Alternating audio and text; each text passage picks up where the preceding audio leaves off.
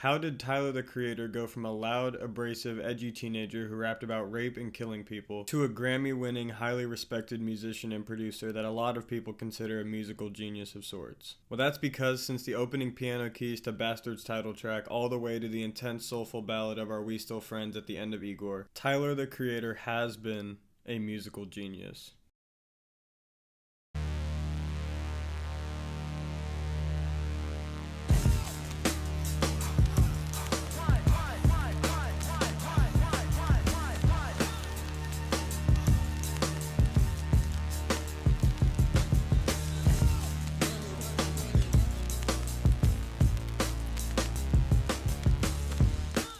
All rappers have this expectation to be a quote-unquote student of the game. And because of the early days of Odd Future, all old head rap fans thought that Tyler was just another young, crazy rapper that had no depth to his music. Well, Tyler never wanted to confine himself to one genre, because since a child he had been a student of the entire music industry, not just hip-hop. And this expanded his sound to different genres and gave him knowledge and inspiration from all corners of the music world. So the age where like you start really, I've always been into music, but the music I was listening to in like 97, 98 was Sade's Love Deluxe, Erykah Baduism, you know, like that's because that's what was around. Alex Bunya, Boyz II Men's Evolution album, like Maya's first album, Usher's Destiny's Child's first album, like that. Those are the things I was listening to. So around when my first rap album was Black Eyed Peas Behind the Front, that was in 98. Then I got Dr. Dre's 2001 and slowly start getting into rap. So people have to understand we grew up in a different time. We grew up with Kanye and 50 Cent and Ja Rule and things like that. So you can't get offended when some of these 90 albums that they hold so high don't do anything for people who didn't grow up in that time. Another unfair expectation that rap critics and hip-hop veterans have is that rap artists' lyrics need to have deeper meaning and your bars need to have really good metaphors and rhyme schemes. And most importantly, be real. Well, from the start of his career, Tyler's lyrics have been nothing else but real from the heart lyrics, even though they were controversial. But he spoke for a lot of teens and young adults that had either mental issues, existential worries, dreams of being successful, or just kids that have dark thoughts. And he built his and Odd Future's fan base off these same lyrics and created one of the biggest cult fan bases we've ever seen. And the key reasons that people resonated with Tyler and Odd Future so well is because of not only Tyler's vulnerability, but his confidence to say whatever he wanted to and really felt and didn't care what anybody else thought. And this is the essence of what Odd Future stands for and is. I didn't expect that it was. Me and Tebe had this talk yesterday, literally with us not even for the most part, everything is our second nature. So like the way we talk, me seeing a bubblegum thing and like, damn, that's sick. I'll just like, us making songs, us being into the different genres of music we're into, that's just second nature.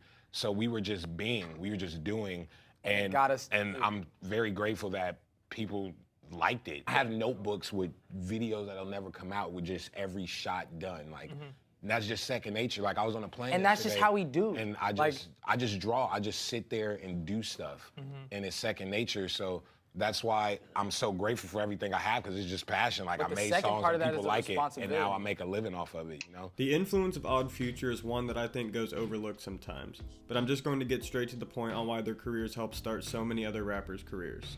We all know that Soulja Boy was the pioneer of the internet come up, but all the way back in 2007 to 2008, only a short time after Crank That exploded, Tyler and his collective Odd Future started forming and uploading their music on their Tumblr account and released the Odd Future tape at the end of 2008, and by the end of 2009 on Christmas, Tyler the Creator released Bastard, both of which are not on any mainstream music platforms, all underground. And this is where it all started. Tyler the Creator and Odd Future took Soulja Boy's blueprint and ran with it, creating a large fan base and a lot of attention before anyone had released a full studio album yet.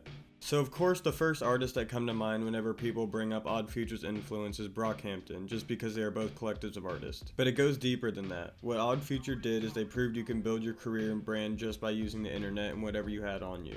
And a lot of the younger rappers today have given them their credit, but one thing is for sure. All these SoundCloud rappers and even some mixtape rappers from the early 2010s wouldn't be able to do this without Odd Future proving it could work and showing people that true talent can make it big with just you and your computer. Goblin is Tyler the Creator's first studio album. It's 15 songs in length, starting off with a dark conversation between a mentally troubled Tyler and his therapist on the title track Goblin. And at the end of Goblin, Tyler's therapist brings up Tyler going to New York, clearly referring to the next track, Tyler's first smash hit, Yonkers. And the funniest thing about it is, Tyler made Yonkers as a joke. Released in February 2011, Tyler produced Yonkers as a parody of New York hip-hop. The title is a reference to the city just north of the Bronx, where 90s rappers like DMX and the Lox hail from. After Yonkers, we transition into Radicals, which starts off with Tyler's disclaimer. Hey, don't do anything that I say in this song, okay? It's fucking fiction. If anything happens, don't fucking blame me, white America. Fuck Bill O'Reilly. And as you could imagine, the song is 4 minutes of loud, intense, controversial music. But then the track transitions into a softer, more melodic instrumental, which one could only assume that Tyler put it there to prove everyone wrong that thought he didn't have talent because of part 1. Then after another brief appearance from Dr. TC, we move on to my favorite song on the album, She with Frank Ocean. Pretty broad in the top 3 of things that I've been waiting to come so. We by the lake around 10 and skinny dipping and then we can begin the pretend game. I wanna be Finn from Adventure Time. Wide open so he can see you in the dark when you're sleeping. Goodbye. Now even though there are still some lyrics about rape and murder like on Bastard, we see one of Tyler's best production performances from him yet, along with one of his best and well put together songs featuring an amazing verse and hook from Frank himself, further proving Tyler is not homophobic. Now from track 5 Transylvania to track 10 Fish, we get a lot of lake talk, rape talk, murder, and fuck yous to the whole industry, and again, white America. But in these 5 songs, there's also a lot of experimentation from Tyler the Creator that some could say did or didn't work, but either way, if he didn't try them, we wouldn't have gotten better production from him in the future. I mean, has he ever been one to not push boundaries? Then we get again a more melodic song with Analog, the first song about being with a girl and not killing her. Then we go right back to the controversy with My Bitch Suck Dick. But after that we got Window, which has to be one of the most important songs on the album, being an 8-minute talk between Tyler, his therapist, and all of his friends, which further ties this whole album together. Then AU79 is a 3-minute production flex of straight instrumentals from Tyler himself before we get the last song, Golden, another conversation between him and his therapist, where he reveals that he is just Tyler's consciousness, finishing this album in a perfect way, proving Tyler as a creative that can piece together an album and a storyline together while producing it all himself. And obviously this proved enough because Tyler got signed shortly after. But the question is, can he get better and make another great album? Yeah, you could kill him. I'm saying, you know, like, all I ever told you to do is blow up, don't go down, you know, like, oh, you know. Tyler's second studio album, Wolf, was the final piece of the universe Tyler had created from Bastard to now, with different characters, personalities, and storylines about going to Camp Flog Gnaw. But beyond the storyline, Tyler needed to make more great music but also improve his lyrical ability and production skills. Dude, and get this, just in case it is. This right here could be the downfall of my fucking life. These 17 songs right here, like I could either be fucking nothing or I could be fucking awesome a year from now. And either way it goes, I want to look at this, look at my face, how stress-free it is and shit. Because if I'm broke as fuck, I'm gonna be like, damn, I wish I could go back to that moment right before I fucked up.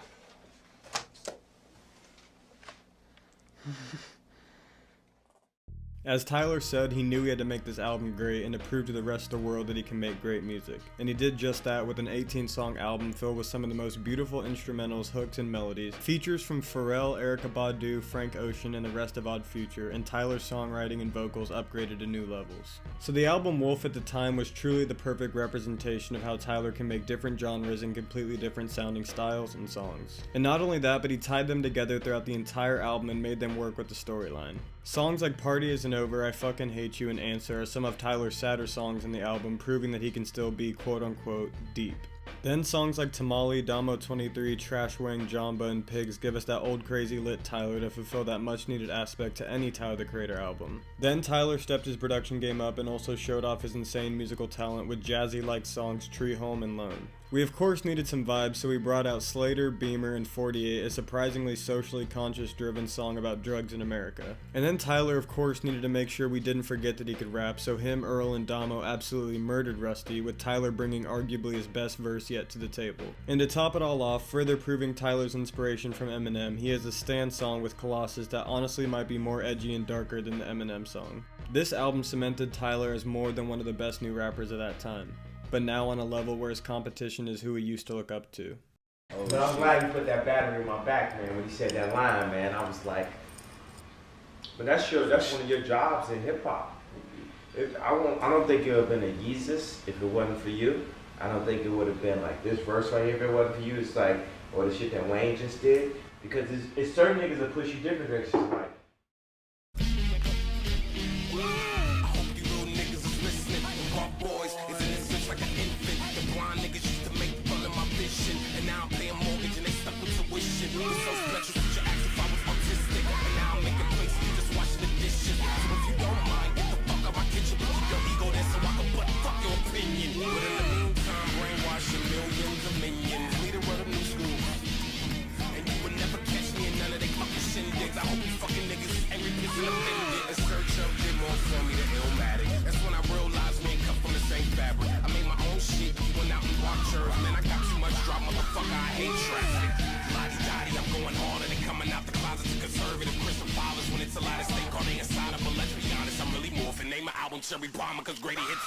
So now we can start to see that Tyler is getting better with each album, from his lyrical ability and especially with his production. In 2015, Tyler the Creator dropped his third studio album, Cherry Bomb, which even though it's not as crazy as his earlier work, it's his most controversial album for Tyler fans and rap fans in general because people either love it or they completely hate it. So to establish my biases now before I talk about the album in depth, I personally love this album, but I'll try to just stick to how it played into Tyler's evolution as an artist. So I believe, and I think it's widely believed, that Cherry Bomb is Tyler's most experimental album to date. It goes from loud, intense, bass-boosted songs like Pilot, Run, Cherry Bomb, Keep the O's, and the Brown Stains of Dark East Latifah Part 6 through 12 remix.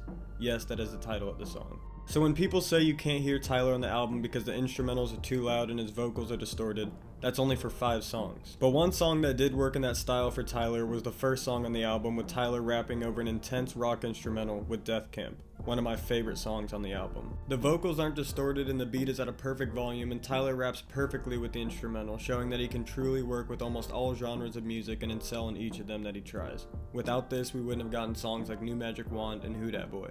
Cherry Bomb is arguably his most important album because of the fact that the ideas on this album were essential to Tyler's evolution as an artist. Multiple ideas from Wolf were executed on Cherry Bomb with songs like Two-Seater, Find Your Wings, Blow My Load, and Fucking Young Perfect. And again, I'm biased, but these songs are composed beautifully, and without them, who's to say we would have gotten Igor?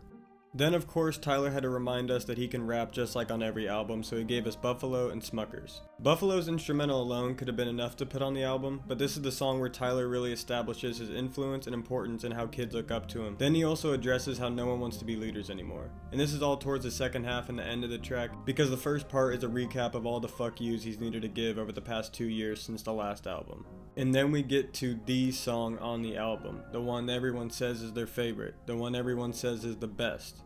The song on the album. They say I'm nutty, I'm picnic basket, short of a sandwich and peanut butter. 10 years down the line, niggas is gonna be like Smuckers is legendary. That one's for the books for sure. Yeah, finally just working with those two dudes was just crazy.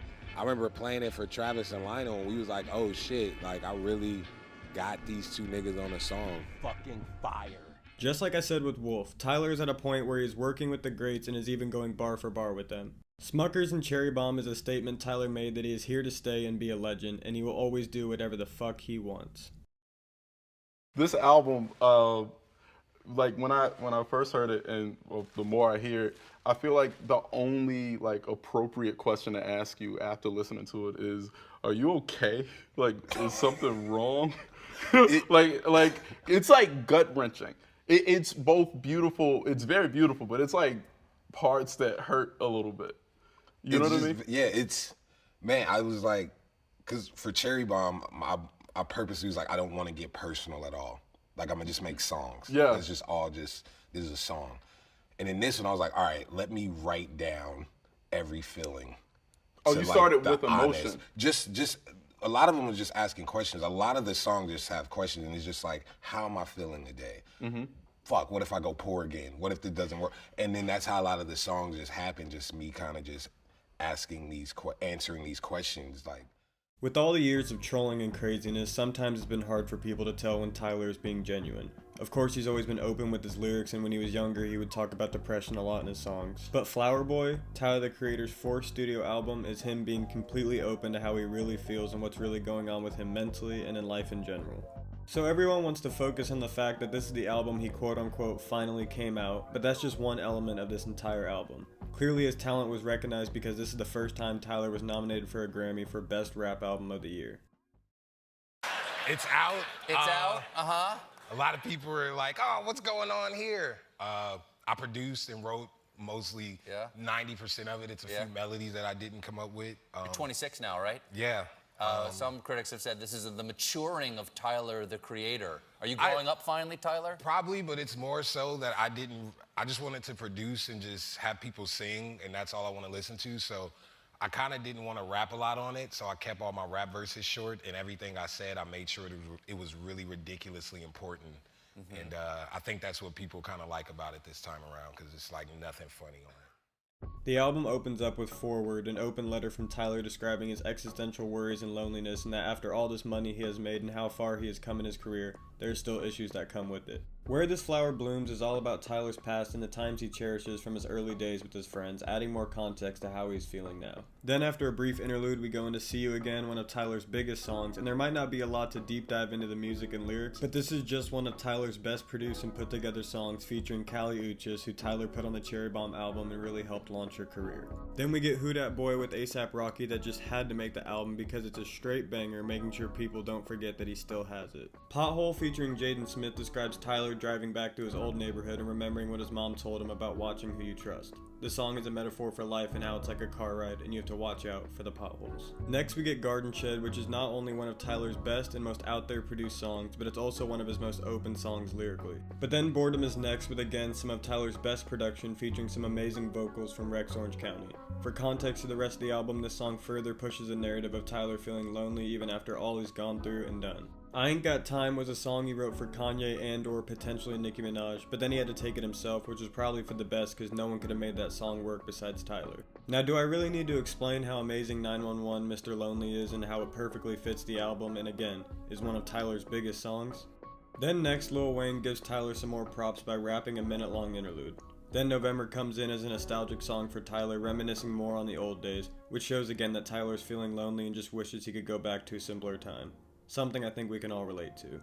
But then the song stresses more of Tyler's existential worries he has towards himself and his career, a constant theme on this album. Next is another Tyler love song with Glitter, and one of the first times we see him actually singing, but with some vocal effects that we later see on Igor. And to perfectly wrap this album together, Tyler flexes his production skills on the last track, Enjoy Right Now Today. Flower Boy is its own genre of music. I can't compare it to anything besides preceding acts that he has clearly influenced. Tyler has always been a rapper and he's always had his own style that has evolved on each album. But parallel to his rapping career, there has always been this sound that he's been perfecting, and Flower Boy was the final step to that. From songs on Goblin like She and Analog, to songs like Lone and 48 on Wolf, all the way to songs like Find Your Wings and Fucking Young on Cherry Bomb, Tyler has been developing this style and it was best presented on Flower Boy.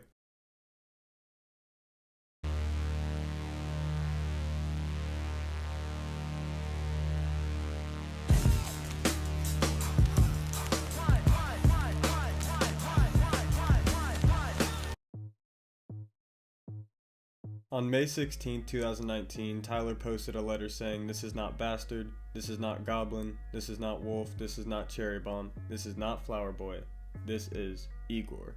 Tyler the Creator's fifth studio album, Igor, in its simplest terms, is a start-to-finish story about the love Igor had for another man who is still in a relationship with a woman. It starts with the beginning of the love, goes into the breakup, and then the aftermath, ending with the start of a new chapter for Igor. We start the project with Igor's theme, which is an introduction to the album and the character Tyler has created. The production right out the first song already tells you that Tyler is on another level. Then we get to the hit song Earthquake, clearly a love song from Igor to his partner, but this is where we start hearing the theme of Don't Leave. Next is I Think, where Igor says he thinks he's falling in love but is skeptical of the motives behind the man he is falling for. Exactly what you run from you end up chasing could either mean Igor has been running away from love in general or being homosexual because he has been confused. Either way, it is a perfect interlude from comedian Gerard Carmichael that adds more context to the whole story. This flows perfectly into running out of time, where Tyler continues to produce on top tier levels But this is where the girlfriend is first introduced, and we can see Tyler feels like he is literally running out of time to make the man love him. Igor's anger is now getting the best of him, and we get New Magic Wand, a borderline anthemic plea to his lover to not leave him, while also expressing his anger towards the girlfriend and wanting to get rid of her with his new magic wand, or in this case, a gun. A Boy is a Gun again is some of Tyler's best production ever, even though all of his best production is packaged into this album. But Igor, or Tyler, starts to learn how dangerous this love can be and is now angry with the man. But then Tyler turns it around and says the boy is a gun because he keeps it by his side and it keeps him safe, establishing that he still has love for the man even though his love is so dangerous. Next is Puppet. Igor feels like he is a slave to the man's love to the point where he feels completely controlled by him, like a puppet. After the very sad and vulnerable part 1, we get a small verse from Kanye, and then the beat transitions into this psychedelic outro that ends with the beat falling apart with alarms in the background and the lyrics ending with, "Let me go." Igor has had it at this point, and this is where we get What's Good. And if you aren't already aware that Igor is clearly Tyler, this song has direct lines about his life, bringing up his almost fatal car crash, and clearly this had an effect on Tyler because he now sees the bigger picture and realizes his greatness and importance.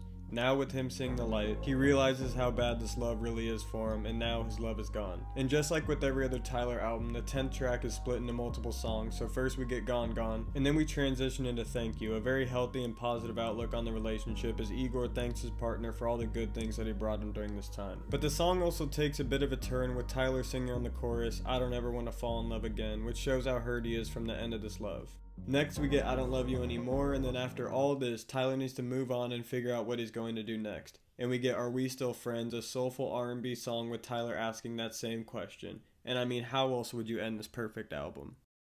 Igor, in my opinion, is Tyler's magnum opus, but for now because I know he has more great things to come. The only album I can compare it to is Awaken My Love by Childish Gambino because they are both projects where the artist put their rap career in the past to start creating new genres and styles of music, and they were both extremely successful in doing so. But this is the album where Tyler truly showed off his capabilities on a worldwide scale, becoming the first solo rap artist to have a #1 album self-produced, self-written, and self-composed. Now there's a lot of controversy around Tyler's Grammy win for Best Rap Album of the Year with Igor, but the fact that he has gotten to this point musically is an achievement on its own.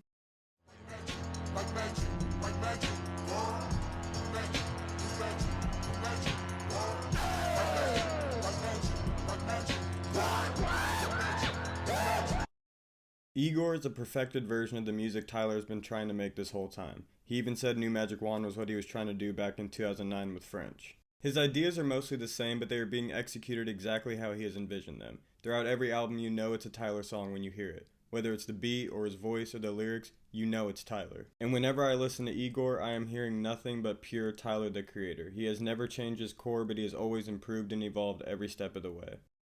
It was hard trying to find a way to end this video because Tyler is still evolving and has so much more to go. But we have a big enough sample size from the past 11 to 12 years to see how far he has come as a musician and an overall creator, no pun intended. During this whole time that he's been making music, he has been constantly evolving his clothing brand Golf, has been directing his own videos and other artists' videos, has worked with Converse for his own shoe line, made the entire Grinch soundtrack, and honestly there's so much more guys I can't even begin to list them off.